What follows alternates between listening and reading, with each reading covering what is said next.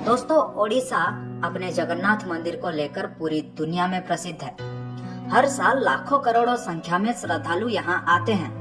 पर क्या आपको पता है पुरी में जगन्नाथ संस्कृति कैसे शुरू हुआ, उसके पीछे की कहानी क्या थी और क्या है ब्रह्म पदार्थ जो प्रभु जगन्नाथ को जीवित रखता है। जानने के लिए इस वीडियो को बिल्कुल अंत तक देखना।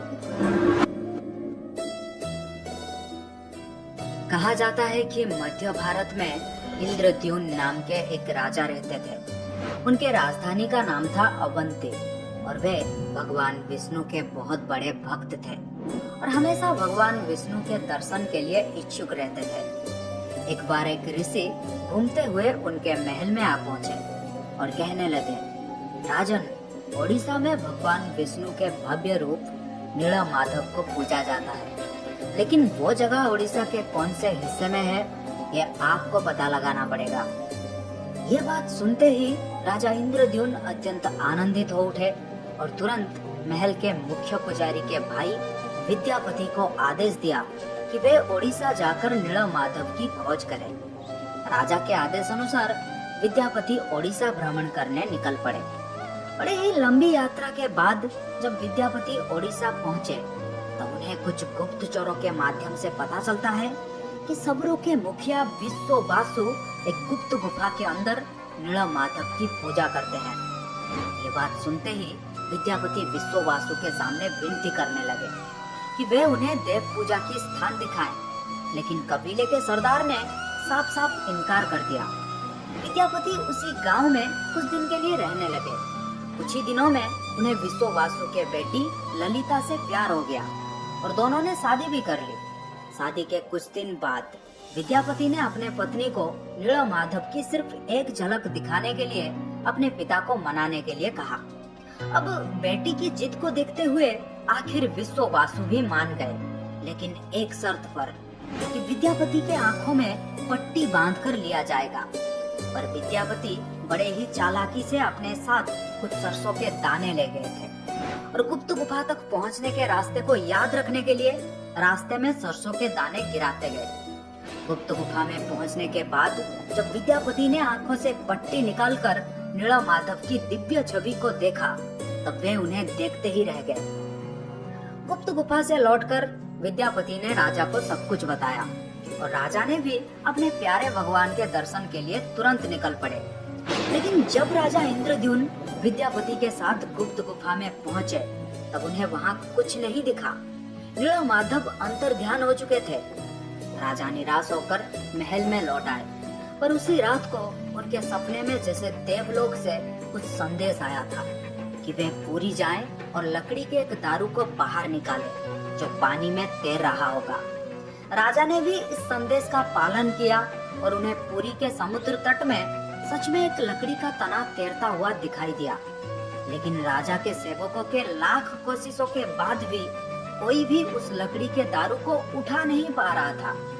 अंत में कबीले के सरदार विश्ववासु के सहायता से उस दारू को महल में लाया गया, परंतु उस लकड़ी के दारू में से कोई भी कारीगर नीलमाधव की छवि तराश नहीं पा रहे थे। कहते हैं कि जब इस काम को करना नामुमकिन हो गया तब देवताओं के शिल्पीकार श्री विश्वकर्मा एक बूढ़े बढ़ाई के रूप में प्रकट हुए। उन्होंने राजा को भरोसा दिलाया कि वे मूर्ति निर्माण कर सकते हैं, लेकिन कुछ शर्त पर कि वे भगवान विष्णु के मूर्ति को 21 दिन में बनाएंगे और अकेले ही बनाएंगे और कोई भी उनके काम में बाधा ना डाले। राजा ने ये सभी शर्त मान लिया। लोगों को सिर्फ आरी, छेनी और हथौड़ी इत्यादि की आवाजें सुनाई देती थी, लेकिन 15 दिन बाद जब रानी को कोई भी शब्द सुनाई नहीं दिया तब वे घबरा गए। उन्होंने सोचा कि बूढ़ा कारीगर शायद भूख प्यास से मर गया होगा। इसीलिए रानी गुंडीचा ने दरवाजा खोलने के लिए राजा के सामने जिद किया। आखिर में दरवाजा खोला गया और राजा ने देखा कि वो बूढ़ा कारीगर जैसे गायब हो गया है और अपने पीछे आधा बना 3 मूर्ति छोड़ गया है, जो आज प्रभु जगन्नाथ, बड़े भाई बलभद्र और छोटी बहन सुभद्रा के रूप में पुरी के श्री मंदिर में पूजे जाते हैं। आपने देखा होगा जगन्नाथ के हाथ पैर आधा बना हुआ है, जिसका कारण यही बताया जाता है।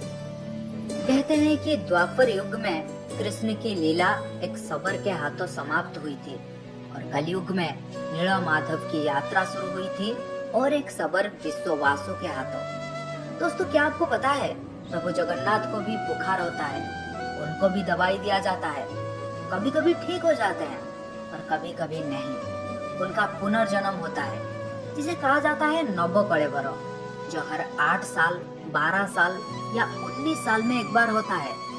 इन दिनों ओडिशा सरकार पुरी में अंधकार का ऐलान करते हैं और कुछ खास पुजारी आंखों में लाल कपड़ा और हाथों में लाल कपड़ा बांधकर पुरानी मूर्ति से कुछ रहस्यमयी चीज को निकालकर नई मूर्ति में लगा देते हैं, जिसे कहा जाता है ब्रह्म पदार्थ। ब्रह्म जो जीवन का प्रमाण देता है, जिसे प्रत्येक मनुष्य के शरीर में आत्मा होते हैं, उसी प्रकार प्रभु जगन्नाथ के शरीर में रहता है ब्रह्म या परमात्मा। यही कारण है कि प्रभु जगन्नाथ दुनिया के एकमात्र जीवित ठाकुर हैं। वो जो भक्तों के पुकार सुनता है, समझता है और इच्छाओं को भी पूरा करता है। ब्रह्म को लेकर हमेशा सवाल उठते हैं, भक्त हो या संत, खोज करता हो या शोध करता, हर कोई ब्रह्म के सच्चाई जानना चाहते हैं। लेकिन आपको बता दूं, आज तक किसी को भी नहीं पता आखिर यह ब्रह्म है क्या। कुछ लोगों के अनुसार ये श्री कृष्ण या बुद्ध के अवशिष्टांश हैं और कुछ लोगों के अनुसार ये एक तांत्रिक शक्ति या फिर एक पौरालौकिक शक्ति है और कुछ लोगों के अनुसार ये एक पवित्र आभूषण या फिर एक दुर्लभ पदार्थ है। कहा जाता है कि जब श्री कृष्ण की मृत्यु हुई थी तब एक सबर ने ही उनका अंतिम संस्कार किया था, लेकिन उस वक्त श्री कृष्ण का दिल अथवा हृदय आग में जला नहीं था, जिस वजह से सबर ने उस हृदय को लकड़ी के गुच्छे में बांधकर समुद्र में प्रवाहित कर दिया था, जो फिर बहते बहते पुरी के समुद्र तट में पहुंचा और जहां से फिर राजा इंद्रद्युम्न प्रभु के मूर्ति निर्माण कर पाए थे। यह था प्रभु जगन्नाथ के मूर्ति निर्माण की कहानी। अगर आप ब्रह्म के बारे में और अधिक जानना चाहते हैं तो मुझे कमेंट बॉक्स में बता सकते हैं।